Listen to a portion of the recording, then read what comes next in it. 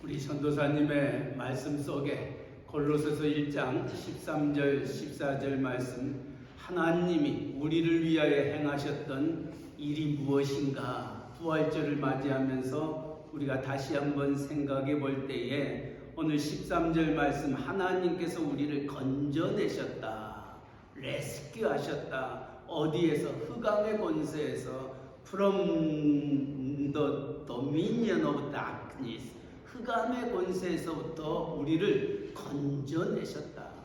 마치 430년 동안 종되었던 애굽에서 하나님이 그 백성을, 언약의 백성을 건져내셨다라고 말씀하고 있습니다. 건져내셨던 그 하나님은 그것으로 끝나느냐? 아니었다는 말씀입니다.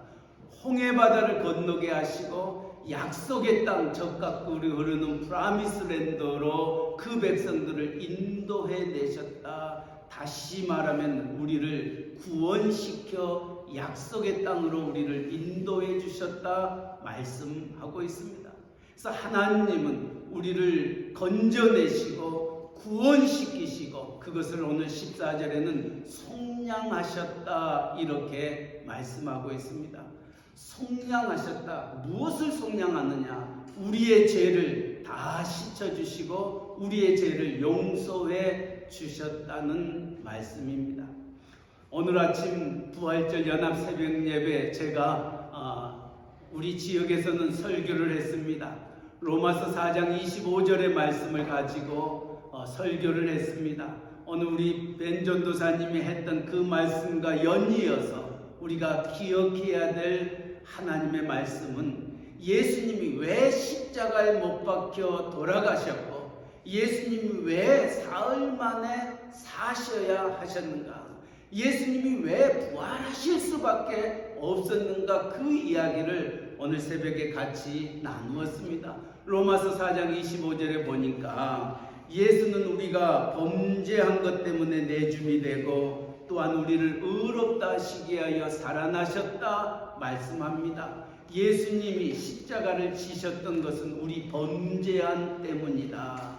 우리의 죄 때문에 그가 십자가를 지셨던 겁니다. 그리고 그가 다시 살아나실 수밖에 없었던 것은 우리의 죄를 씻어주시고 우리를 리뎀션, 구원시키시고 속량시키시기 위하여 살아나셨다. 로마서는 말씀하고 있습니다. 이것을 조금 더 이해하기를 원한다면 하나님께서 모세를 통하여 성막, 성소를 허락해 주셨습니다.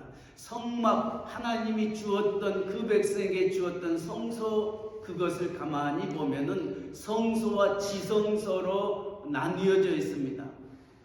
Holy place, 또 Holy place. 이 지성소, 이곳은 하나님의 임재가 있고 하나님의 언약궤가 있는 곳이기 때문에 아무나 들어갈 수 없습니다.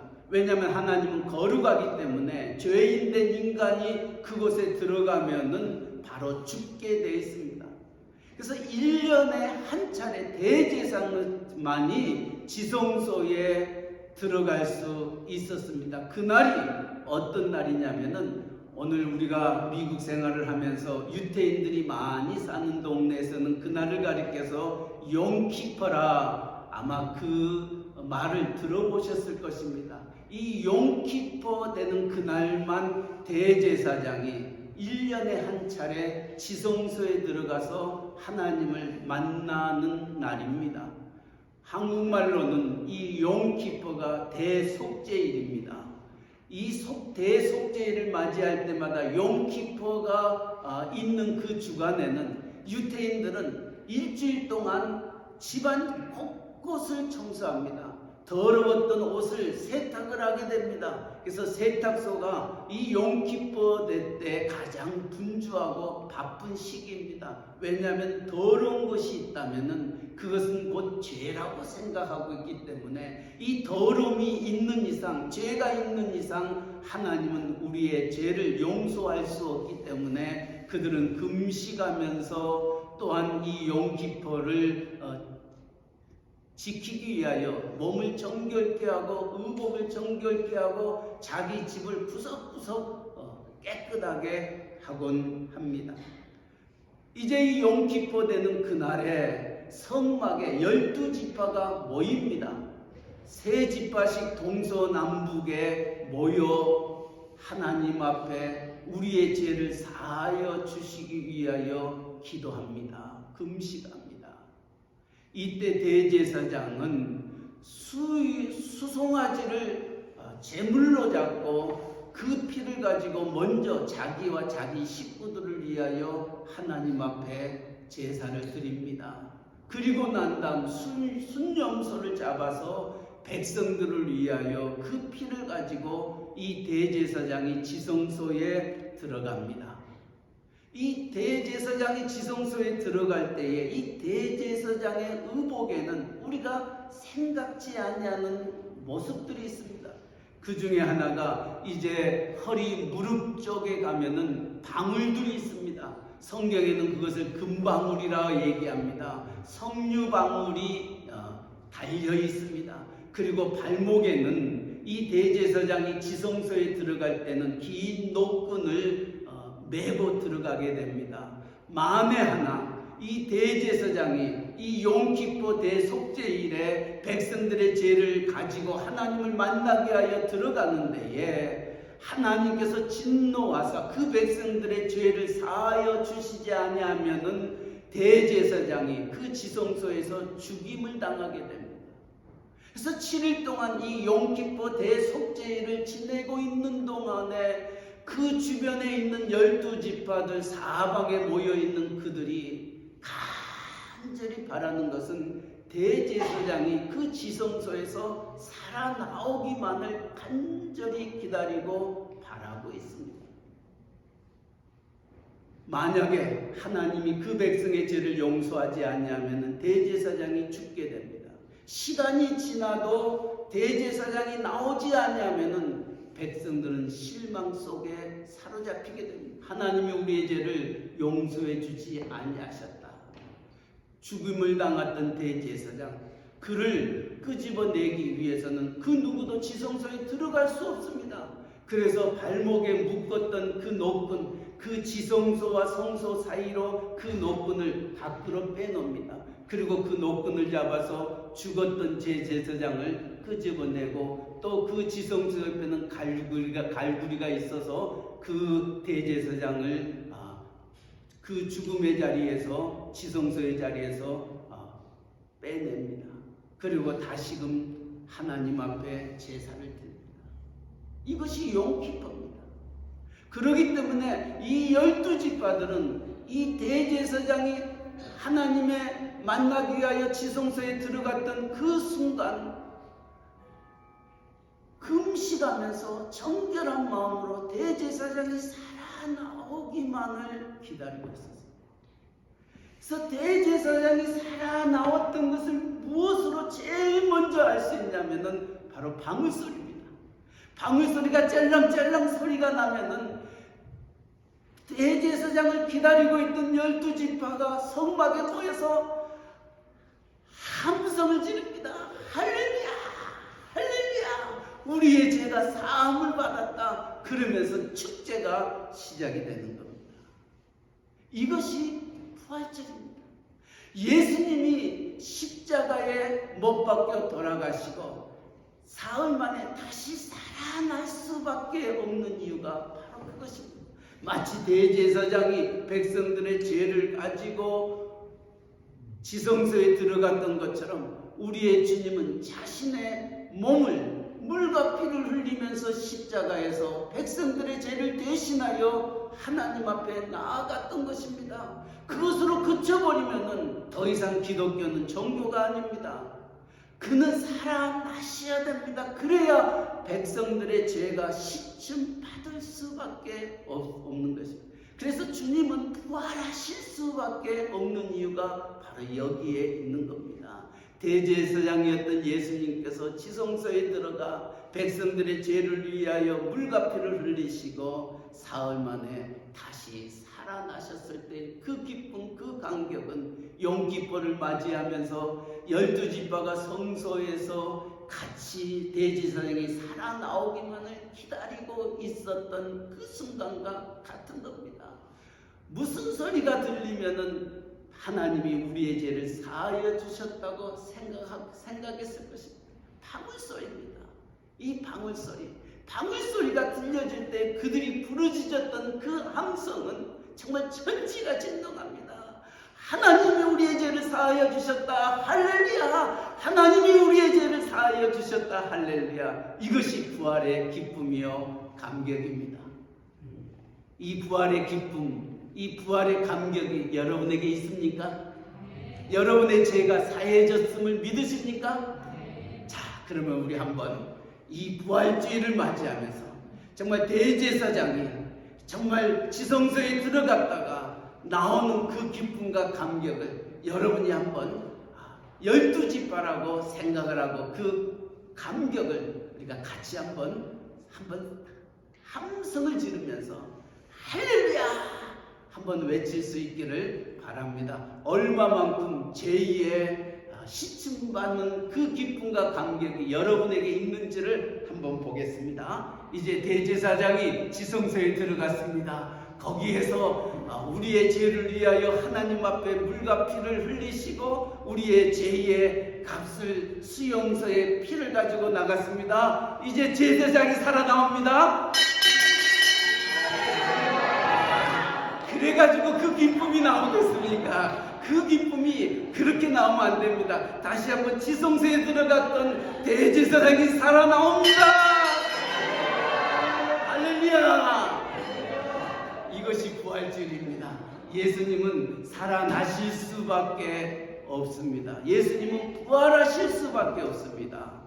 왜냐고요? 오늘 전도사님의 말씀처럼 1장 14절 그 아들 안에서 우리가 성량 곧 제사함을 얻었다 in whom who have redemption and the forgiveness of sins 우리가 구속함을 얻었고 죄용서함을 받고 로마서 4장 25절에는 우리를 의롭다 하시기 위하여 살아나셨느니라 말씀합니다. 부활의 주님이 여러분의 죄를 사하여 주셨을 뿐만 아니라 여러분을 더 이상 죄인이라고 부르지 아니하고 여러분을 의인이라고 부르고 있습니다. 의인은 곧 빛의 자녀를 의미하고 있습니다. 주님은 이 세상에 계시면서 저와 여러분을 향하여 너희는 세상의 빛이라 라고 말씀하고 있습니다. 이제 부활의 주님의 감격에 있는 여러분들이 이 세상을 살아가는 것 어떻게 살아가야 한다고요? 빛의 자녀로 의의 자녀로 살아가야 되는 것입니다. 이 의가 없으면은 예수 믿는 사람이나 예수 믿지 않는 사람이나 틀립니다. 우리 여기 아정이가 있습니다. 노아도 있습니다. 또 갈렙도 있습니다. 우리의 사랑하는 손자들을 바라보면서 애들이 문제를 일으킵니다. 우리 소피아가 있습니다. 애들이 유리창을 깹니다. 또 잘못된 일을 합니다. 우리 산이 엄마가 산이한테 산아 너 이 일 네가 했어? 묻습니다. 혁준이도 있습니다. 혁준이도 있습니다. 헨리야, 헤럴드야, 네가 이렇게 잘못했어. 그러면은 잘못하지 않는 사람은 엄마의 눈을 떡떡이 쳐다보면서 너 남미 내가 안 했어 얘기합니다. 그러나 그 일을 했던 사람은 처음에는 남미 하지만 소피 엄마가 소피한테 너 내 눈 쳐다봐. 했어 안 했어? 그러면 일을 저질렀던 사람은 눈을 똑바로 뜨지 못하고 고개를 숙이게 됩니다. 오늘 하나님은 저와 여러분을 righteousness, 의의 자녀라 우리를 부르십니다. 우리는 이 세상에서 하나님의 빛을 드러내는 자로 하나님이 우리를 십자가를 지셔서 구원시켜 주셨습니다. 의의 자녀로 삼아야 되는데 오늘 세상이 변화되지 않습니다. 빛으로 사는 사람들이 너무 없습니다. 이것이 오늘 부활의 종교라고 얘기하는 교회들이 수없이 우리의 주변에 많이 있지만은 이 세상이 변화되지 않는 이유가 바로 거기에 있는 거예요. 예수 믿는 사람이나 예수 믿지 않는 사람이나 다를 바가 없다는 거예요. 예수 믿고 새벽기도도 하고 장로로 집사로 본사로 직분받은 자들이 거짓말하고 사기치고 다른 사람을 힘들게 하는 그와 같은 일들이 비일비재하게 있습니다. 심지어는 장로님의 가게마저도 믿을 수가 없다고, 갈 수 없다고 얘기하는 소리들을 들을 때마다 목사로서는 참 마음이 아픕니다. 왜냐고요? 우리가 빛의 자녀로 살지 못하기 때문에, 세상의 빛을 드러내지 못하기 때문에 이 세상은 바뀌어지지 아니하고 있습니다. 그러나 정말 우리가 부활의 영광의 주님, 우리를 의롭다 하시기 위해 다시 살아나셨던 그 하나님이 나의 하나님이라면, 그분이 나를 위하여 물과 피를 흘리시면서까지 엘리 엘리 라마 사박다니 나의 하나님 어찌하여 나를 버리셨나이까 울부짖으면서 십자가를 지시면서 우리의 죄를 용서해 주셨다면, 이제 주님은 우리를 향하여 난 널 위하여 물과 피를 흘리셨건만 넌 날 위하여 무엇 하느냐 물으시는 주님의 질문 앞에 우리가 무엇하고 대답하며 남은 생을 살아가야 되겠습니다. 우리 한국 초대 기독교사를 읽어보면 이런 말이 있습니다. 예수 믿는 사람 한 사람만 있으면 그 고을에 부정을 사또가 저지를 수 못한다고 기록되어 있습니다. 예수 믿는 사람 한 사람만 있어도 고을의 사또가 부정을 저지르지 못할 만큼 예수 믿는 사람이 그 마을, 그 모든 사람들에게 본이 되고 있었다는 겁니다.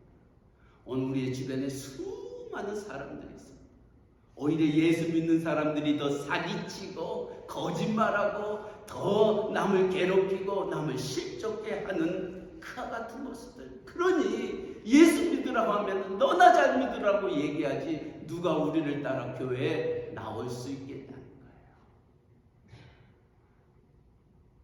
주님이 우리를 속량하시고 레스큐하시고 우리를 리뎀션 구원시키시고 우리의 죄를 forgiveness 용서해 주시고 우리를 빛의 자녀 의의 자녀로 삼아 주셨던 이 부활의 영광의 주인에 이제 우리가 어떤 삶을 살아야 할 것인가.